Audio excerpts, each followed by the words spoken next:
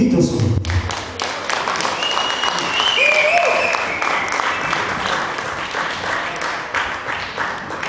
Siinä on monenlaista viisua. Ja seuraavana palkioksi kaulariipus, joka tietää luvun. Monesko viisutapahtuma oli Helsingissä tämä kulunut? Ei.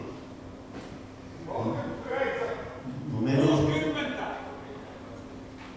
Lukua ei kuulu vielä. Oikein. Kaukana 27. Nyt on lähempänä jo.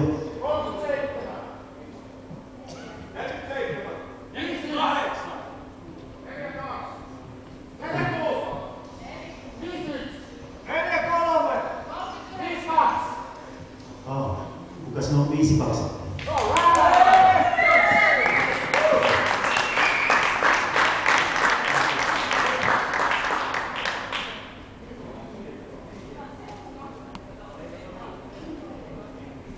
Ja pistetään vielä, ollaan reilu kunti. Nyt maata.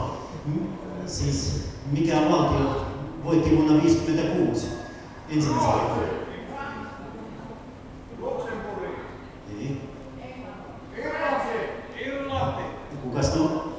Kuka sanoo Alppimaa? No, Mars. Hopi.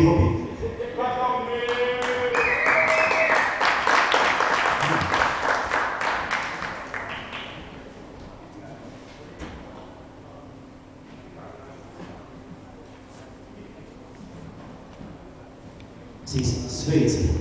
Se oli myös Assia 5-6.